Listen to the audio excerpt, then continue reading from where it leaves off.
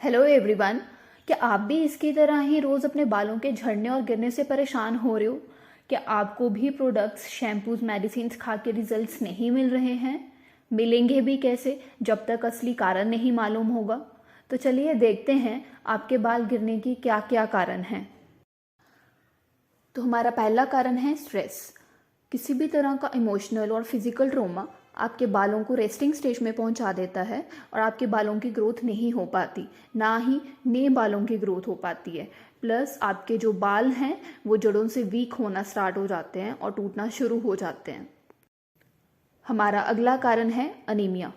Body में iron की deficiency की वजह से आपका ब्लड प्रॉपरली ऑक्सीजन कैरी नहीं कर पाता बालों की जड़ों तक, जिसकी वजह से न्यू हेयर फॉलिकल्स यानी कि नए बालों की ग्रोथ नहीं हो पाती। हमारा अगला रीज़न है हेयर स्टाइल। रोज़ डिफरेंट हेयर स्टाइल करना, टाइटली ब्रेड्स करना, अलग अलग केमिकल्स यूज़ करना या किसी भी तरह का फिजिकल स्ट्रेस बालों को जड़ों से वीक करता है, यानी कि परमानेंट डैमेज कोज कर सकता है, क्योंकि इसकी वजह से आपके बाल जड़ों से टूटना शुरू हो जाते हैं। Next is nutritional deficiencies. Body में किसी भी तरह की deficiency of protein, biotin, vitamin A, B, D, E, vitamin K, minerals जैसे कि जिंक, सल्फर, मैंगनीज, इन सब की डेफिशिएंसी आपके बाल झड़ने का कारण तो हमारा अगला कारण है ड्रग्स।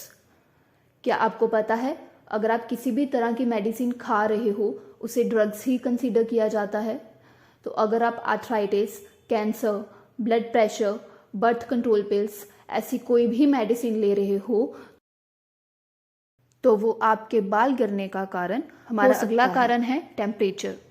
जब भी हम बाहर धूप में जाते हैं बालों को बिना कवर किए हुए तो हमारे बाल यूवी लाइट की वजह से यानी कि सूरज की किरणों की वजह से खराब होना शुरू हो जाते हैं।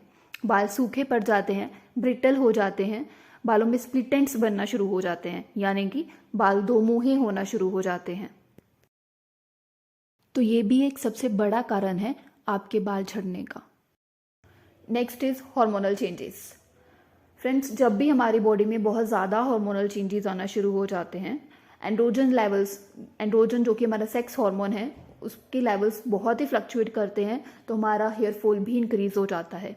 स्पेशली अगर मैं फीमेल्स की बात करूं तो प्रेगनेंसी के टाइम पे, during child birth, menopause, androgen levels बहुत फ्लक्चुएट करते हैं, जिसकी वजह से उनका हेयर फॉल भी बहुत इंक्रीज हो जाता है। एंडोक्राइन डिजीजेस जैसे कि थायराइड, डायबिटीज़, पीसीओडी, पीसीओएस, ये सारी वो बीमारियां हैं जो कि हार्मोनल डिसफंक्शन की वजह से होती हैं।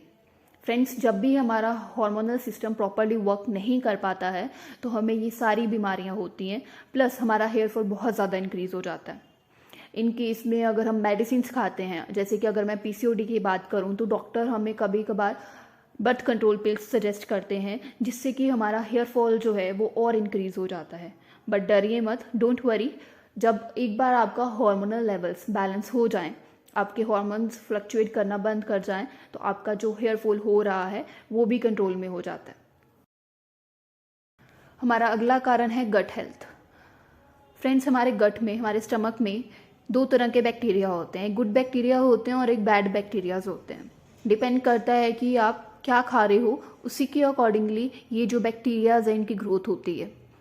तो जो गुड बैक्टीरियाज होते हैं वो तो प्रॉपरली डाइजेशन करते हैं जो भी आप खा रहे हो, ठीक है।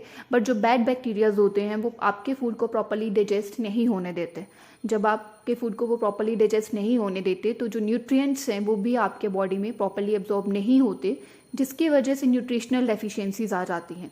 तो ये भी एक सबसे बड़ा कारण है आपके बाल झड़ने का। So friends, I hope you like this video and आपको इससे बहुत कुछ सीखने को मिला होगा। So stay connected with us for more videos like this.